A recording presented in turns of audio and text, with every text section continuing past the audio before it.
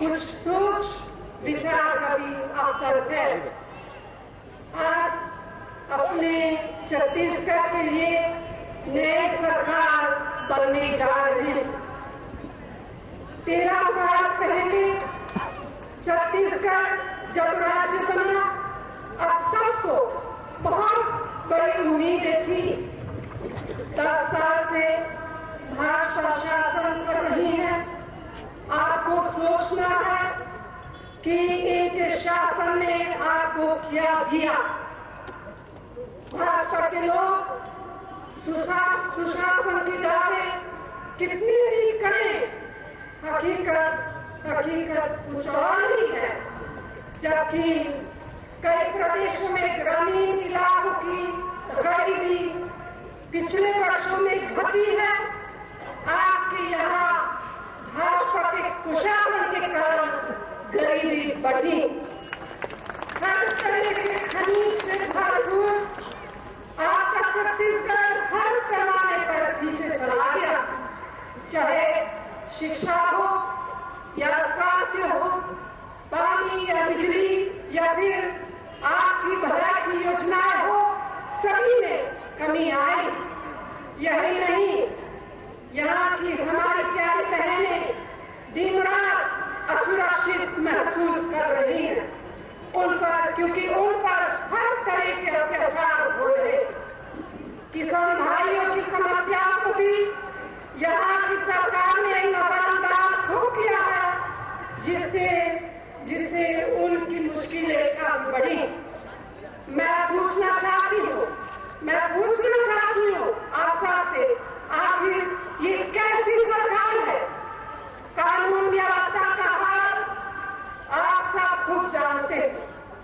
नक्सली हिंसा से न जाने कितने निर्दोष लोग मारे गए हैं। इसी साल मई में नक्सली हिंसा में कांग्रेस के हमारे साथियों ने अपने प्राणों का बलिदान किया है, जिनका हम सबको बहुत दुख है।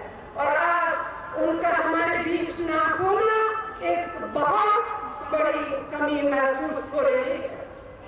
मुख्यमंत्री को इस घटना में अपनी सरकार की विफलता माननी पड़ी, लेकिन मैं पूछना चाहती हूँ, उनके घड़ियाली आंसू से क्या फायदा? मैं इतना ही कहना चाहती हूँ और दावे के साथ कहना चाहती हूँ कि हमारी यूपीए सरकार ने नक्सली हिंसा की चुनौती से निपटने के लिए उनको लगातार खूब सहायता दी। सच्चाई एक ही है।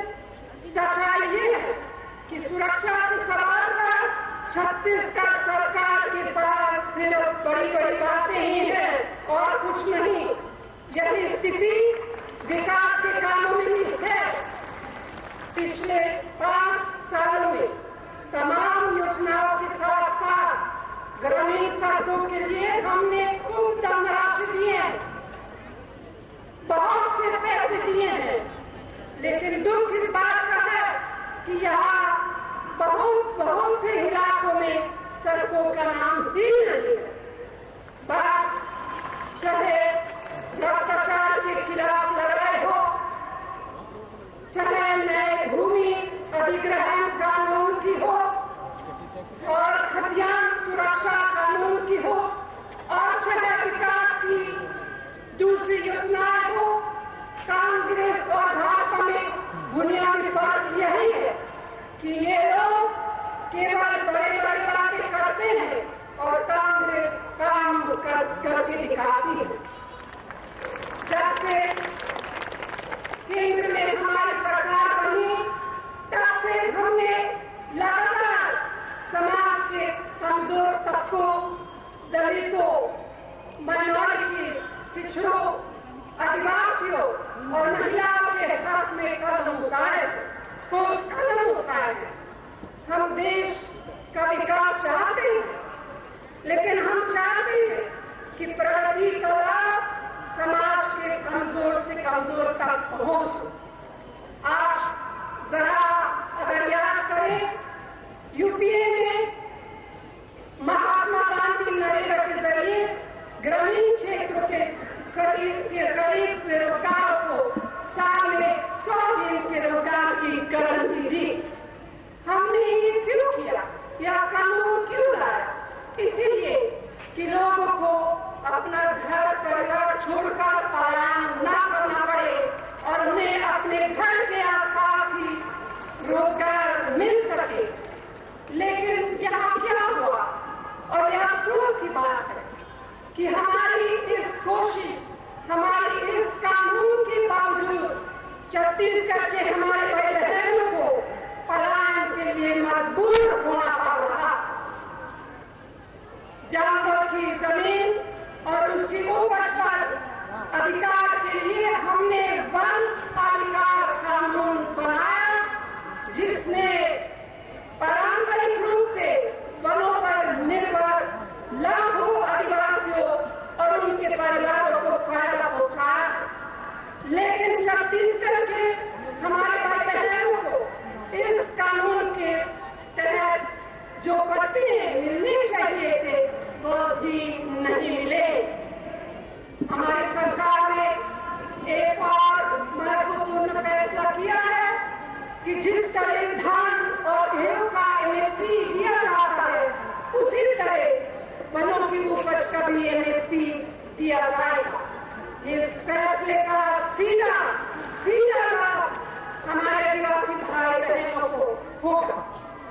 देश के विकास के लिए खनिजों का उपयोग जरूरी है, निर्माण कार्य जरूरी है, लेकिन लोगों की रोजी रोटी और उनके पुनर्वास को नजरअंदाज करके नहीं। इसीलिए हमारी यूपीए सरकार नया भूमि अधिग्रहण कानून लाई, जिसमें ग्रामीण और आदिवासी इलाकों के लोगों को सही मुआवजा ही नहीं बल्कि विकास में सीधी हिस्सेदारी और उचित पुनर्वास की गारंटी भी है। हमारा छत्तीसगढ़ के विकास का पक्का इरादा है। हमने अपने चुनाव का घोषणा पत्र में आप सबके लिए ठोस बातें लिखी हैं। मिसाल के तौर पर इनकम टैक्स देने वालों को छोड़कर सभी परिवारों को 35 किलो चावल हर महीने मुफ्त देंगे और धान की सरकारी खरीद कीमत 2000 रुपए प्रति क्विंटल रखेंगे और इसमें से 500 रुपए प्रति क्विंटल परिवार की महिला सदस्य को सीधे बेरोजगारी भत्ता बढ़ाया जाएगा। असंगठित क्षेत्र के मजदूरों के लिए बीमा राशि 2 गुनी की जाएगी और नक्सली हिंसा से प्रभावित इलाकों के लिए पुनर्वास की विशेष योजनाएं लागू होंगी। ये सिर्फ कुछ मिसालें आपके सामने किए हैं, लेकिन हमारे घोषणा पत्र में कई वादे किए हैं और हम जो वादे किए हैं वो निभाते हैं। छत्तीसगढ़ के लोग क्या चाहते हैं? आखिर छत्तीसगढ़ के लोग विकास में भागीदारी चाहते हैं, सुरक्षा, सम्मान और शांति का जीवन चाहते हैं। जहां भाजपा के लोग भाई भाई को आपस में लाना चाहते हैं, बांटना चाहते हैं, वहीं हम सभी को आपस में जोड़ना चाहते हैं, सभी को इज्जत और खुशी की जिंदगी देना चाहते हैं। यही हमारी पार्टी का सिद्धांत है और यही हमारी पार्टी का इतिहास है।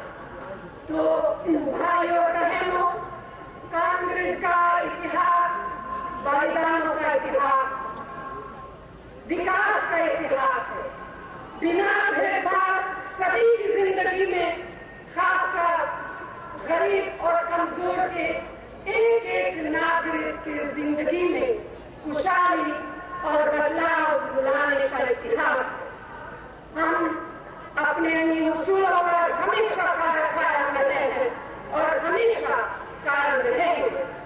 हमें आप लोगों पर पूरा विश्वास है कि इस बार किसी के खोखले और झूठे वालों पर भरोसा नहीं करेंगे, बल्कि कांग्रेस के इतिहास को याद करेंगे, भारत निर्माण में उसके योगदान को याद करेंगे और अपना एक एक वोट कांग्रेस पार्टी को देकर हमारे सभी उम्मीदवारों को भारी बहुमत से जिताएंगे और छत्तीसगढ़ में कांग्रेस की सरकार बनाएंगे। अंत में इन्हीं शब्दों के साथ मैं इतनी बड़ी संख्या में दूर दूर से यहाँ आने के लिए मैं आप सबको दिल से धन्यवाद देती हूँ। एक बार